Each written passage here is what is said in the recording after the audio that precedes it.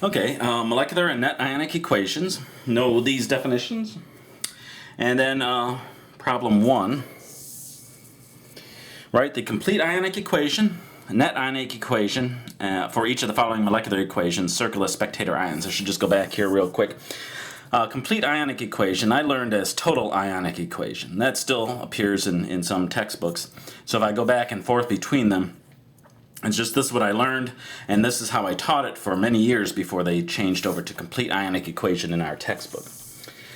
Okay, so when you're writing one of these out, first we have the,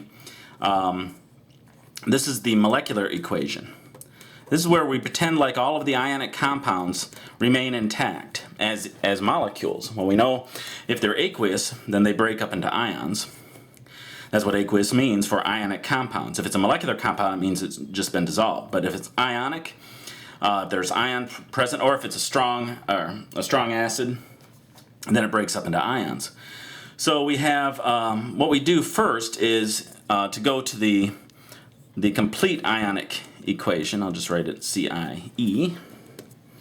Is we break everything up into ions that is aqueous. So we have calcium 2 hydroxide, 2 sodium, plus a carbonate ion. So anything that's aqueous breaks up into ions. Try to keep everything on one line here. If I can't, I'll have to go to the next, and that's fine. Looks like I'll make it 2. So everything that was aqueous gets broken up into ions. The calcium carbonate is solid, so we leave it alone. If it's a liquid, we leave it alone. Gas, we leave it alone. But aqueous, if it's an ionic compound, we break it up into ions. Now, there's some molecular compounds, like methanol, that would be aqueous if they were in water. They definitely dissolve, but they're molecular. So you have some. It doesn't come up very much in these kinds of problems, but occasionally we got to be careful. And also, when we get to weak acids, that's going to be a little problem too. Okay, so this is the complete ionic equation. The net ionic equation is when we remove the spectator ions. That is, the ones that aren't doing anything. They're counter ions. They're important to the reaction because they have to be there to be the counter ion to the ions that do something. Now let's look at what has happened here. We have calcium ion plus carbonate ion. These are both aqueous, and they come together. They become an insoluble ionic compound, and they fall out as a solid. So that's all that's taken place. What about the sodium ion? Well, the sodium ion is 2Na plus here, 2Na plus here, both aqueous. Now that sodium ion was there to counter the carbonate ion. We needed 2 for every carbonate ion to balance out the charge, because we can't put negatively charged or positively charged ions into solution. We can't just pour those in. But we can certainly put in carbonate ion as long as it's attached to something else. And in this case, we want it to be sodium, because sodium will break up into ions because it's soluble, and then it doesn't do anything. And that's why it's a spectator ion. So it says circle the spectator ions. Now, how you know that it's a spectator ion? If it's the same, exactly the same, has to be exactly the same species and the same phase on both sides, then it's a spectator ion. And considering this to be a mathematical equation, which we sometimes do, if you considering the arrow to be an equal sign, you can see that if we have plus x and we had plus x on both sides, we'd cancel x. If we had plus 3 and plus 3 on both sides, we'd cancel the 3's. Anything that's the same on both sides of on either side of a mathematical equation, we cancel. Well, these are actual species, so when we cancel them, what we're saying is that we haven't removed them from the solution. We've just pointed out that they don't do anything. They remain the same from one side to the other. How about the hydroxide ion? 2OH minus aqueous, 2OH minus aqueous. Nothing happened to those either. So we circle them, they're spectator ions. The net ionic equation is getting rid of the spectator ions. It's not that they're not important, they're the counter ions, but they did not do anything during the reaction. They're present at the beginning of the reaction, they're present at the end, they haven't changed, they're just floating around in solution, keeping the solution neutral, but not participating in the actual reaction. So here's what took place. Calcium ion plus carbonate ion became calcium carbonate that would come out as a white powder. It'd be this cloud that would just fall out and fall to the bottom of the container. So take the molecular equation, break up the ions. Anything that's aqueous, that's ionic, we break up into the ions.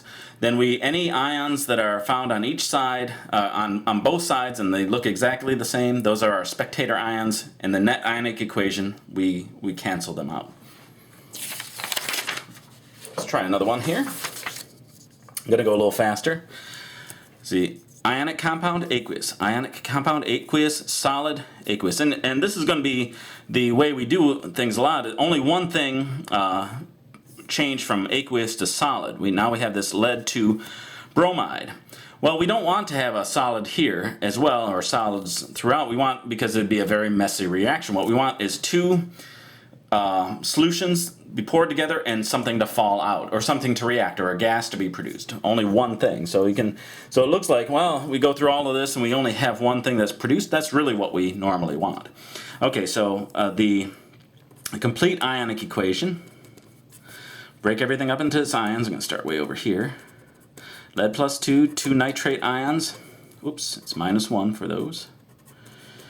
2 sodium ions.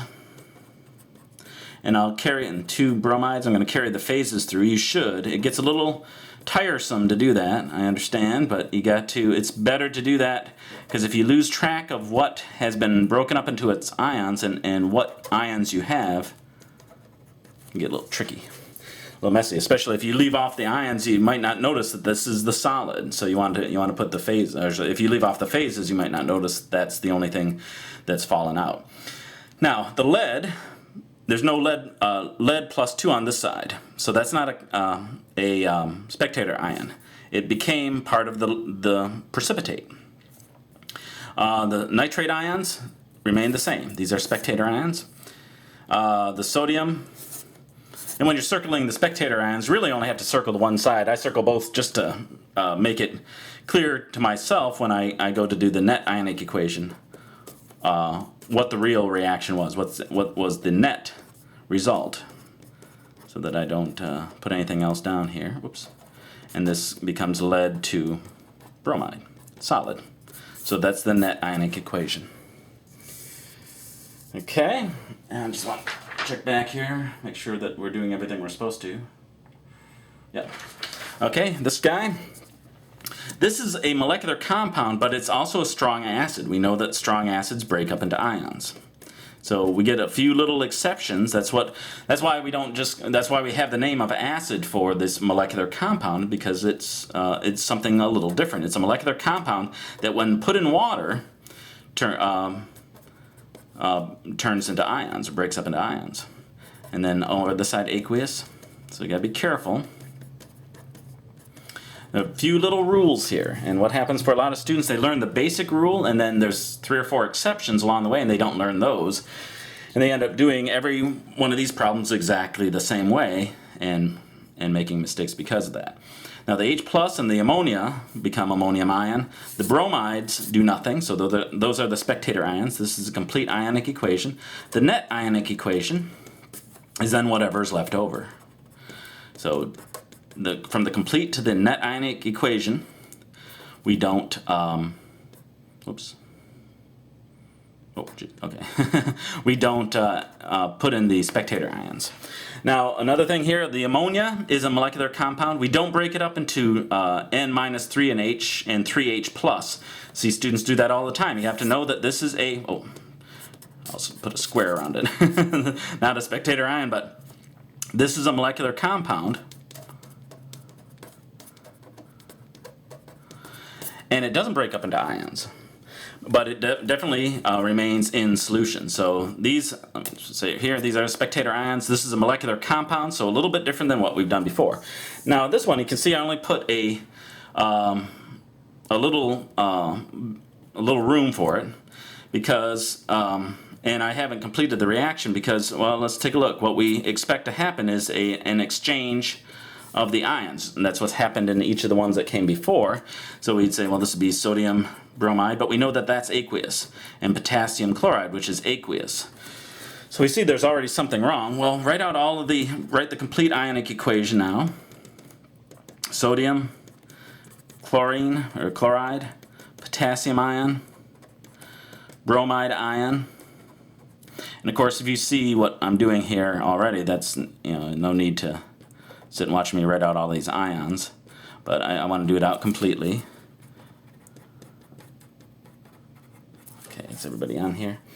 Now look, the sodium, nothing happened to the sodium, and we know that we have to write these out as ions because they're aqueous. We have sodium and potassium, and these are halogens or halides for the counter ion, so they definitely break up into ions. So we have to break everything up into ions. So this is a spectator ion, this is a spectator ion, this is a spectator ion, and so is this. So they're all spectator ions. What that means is nothing reacted, nothing fell out, no gases were produced, nothing changed. So we just write this as no reaction, and we'd stop. And there's no net ionic equation because nothing happened. So if you put sodium chloride and potassium bromide solutions together, you just get another solution. You see no precipitate, you'd see nothing fall out. So you want to keep that in mind. That's a case where there's just no reaction.